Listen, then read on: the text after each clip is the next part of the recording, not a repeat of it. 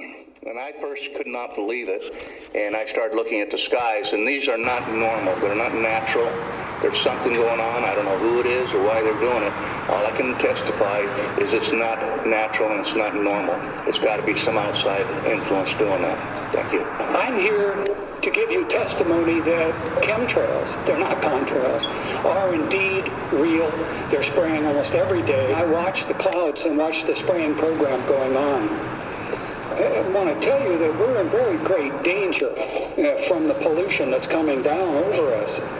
And we've been led astray by the military-industrial complex, and they're responsible for the cloud's creation and weather manipulation programs. They're dark operations. That's why they're not out in the media. I look around and I see people are starting to look up and see them. Many times I've spoken about chemtrails, and I get this blank look on my face. What are you talking about? I'm saying, look up. As a pilot, before I fly, I look up. And so, boy, they're really out there working. When you look up at the sun and you see a white haze, that is aluminum floating in the air right now, and it's coming from the aircraft. There's a huge amount of aluminum being found because these... I was a television weatherman for 20 years. These chemtrails are absolutely required to impact whatever weather event they were designing. And the trails were an absolute necessary ingredient for them to achieve their weather modification goals. Chemtrails are a key element in the whole thing because they're obviously a way of putting a highly reflective material into the atmosphere. With cloud seeding, the cooling will be achieved by making clouds reflect a bit more sunlight back to space than they would otherwise, and less sunlight reaching the surface would tend to cool the planet. So let's say we were doing geoengineering because we wanted to make the weather a little bit better. The more we see these trails in the sky, the less rain we get. Virtually all scientific data, even from the proponents of geoengineering, state clearly saturating the atmosphere with particulates will create drought. Much has been made of this issue of damage from precipitation. If the issue is understanding the climatic response, which is I think most of where this is going, and it's exactly where the precipitation gets higher or lower. There will be monsoon failures during that period. There'll be huge hurricanes. It's likely to cause some damage in some places. The global studies indicate there will be some impact on precipitation patterns, and obviously there's a lot more opportunity for work in that area. Just seeding can be pretty effective for the clouds we explored, but the interactions between seeding and precipitation in the form of drizzle are really complex. So we're finding the aerosols, the metal particulates, the weather engineering, whether it's scalar, ionic, or orgone, or the chi of the atmosphere. All of those can be used and leveraged to create weather events that are several standard deviations or outside what would be typically normal. Before jumping on the chemtrail bandwagon was I needed a motive. Without a motive, you can't say what they're doing and why they're doing it. You have to have a motive. What are the derivatives or products that commercial hedgers would use, such as an insurance company or an energy company, to hedge risk that's associated with weather? Precipitation or a hurricane or general heating days is what they're basically called. Certain temperatures or higher temperatures are going to associate with more energy, so they're going to want to hedge that risk. If you can structure a product where you say, okay, I'm going to buy insurance against it raining more than 10 inches in this area.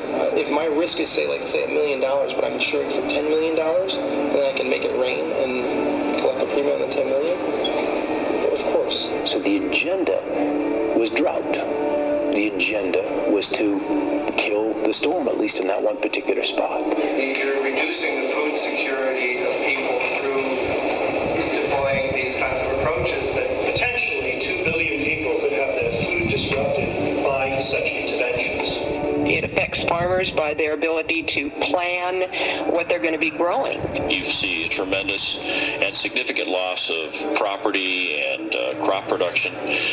Many times this will cause farms to go out of business, and when farmers go out of business, they usually have to sell, and then if there's somebody waiting in the wings to buy their land and then turn that land over to the production of genetically modified crops, you can see where there would be kind of a strategic advantage there. The fact that it's cheap isn't necessarily a good thing at all, as I'll come to in a second. The fact that it's cheap is part of the hard problem of governance. The fact that it's cheap means any small state or even conceivably individuals could do this, and that is a very dangerous thing. With only probably under $10 million per year, and maybe far less than that being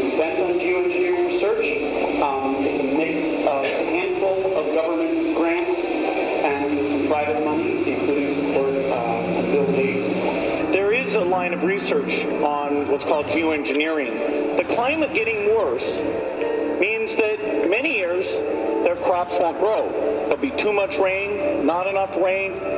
Things will change in ways that their fragile environment simply can't support. Bill Gates invests in geoengineering and he profits from the destruction through his investment in Monsanto. Monsanto is coming in and they're saying, we have a solution for your problems. Basically, if you control the weather and the seed source, you essentially control all food production. You can kill a storm in place. That's easy to do with HAARP. You just change the polarization, you change the ionization of the atmosphere, and the storm will fall apart.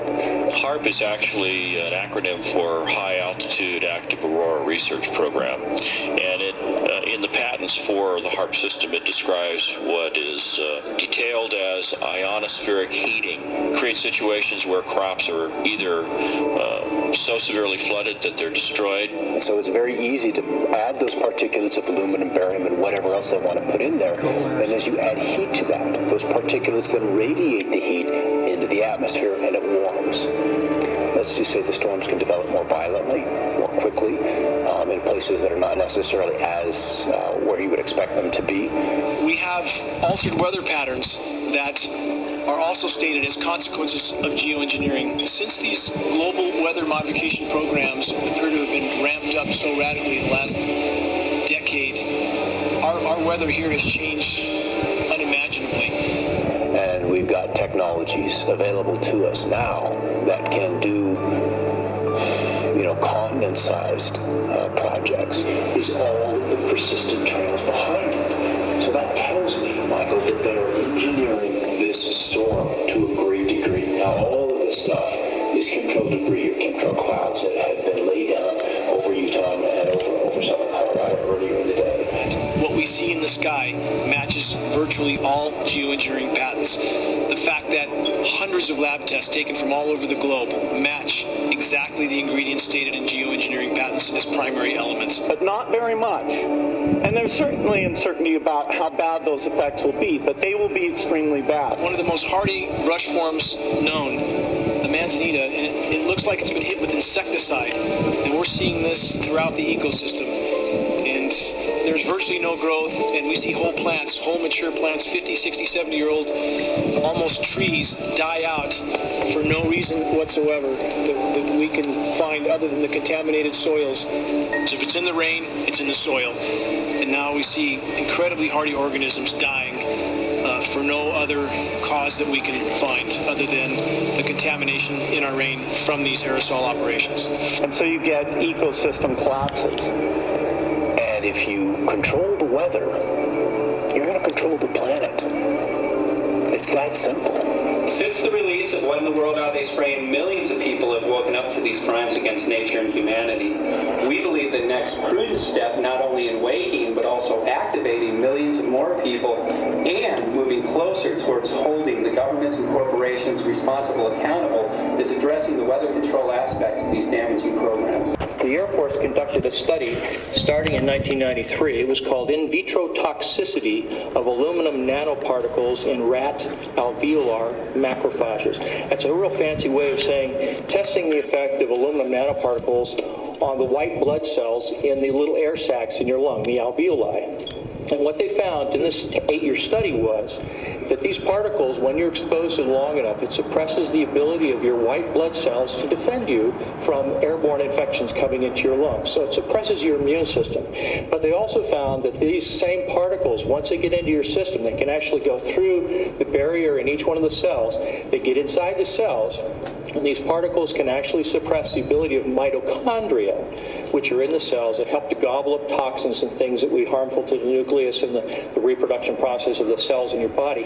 These processes are suppressed, and so essentially by breathing this material in, your immune system is dramatically suppressed. I wrote to the federal government because Air Force wrote a book, and on the first page of the book they said, we're going to control the weather by the year 2025.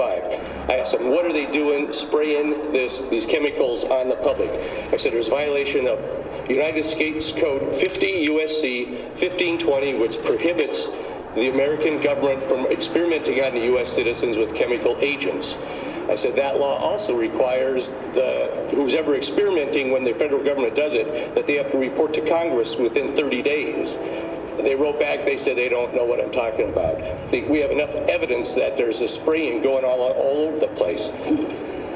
We were warned about the takeover of our freedoms by the military-industrial complex by both Eisenhower and Kennedy. They're gaining traction on us, folks.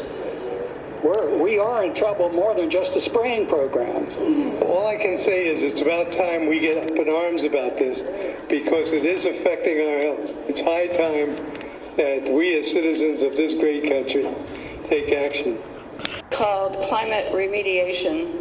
That's the same thing. Climate remediation does not mean that someone's going to do something about your climate and stop droughts and stop floods or do something drastic.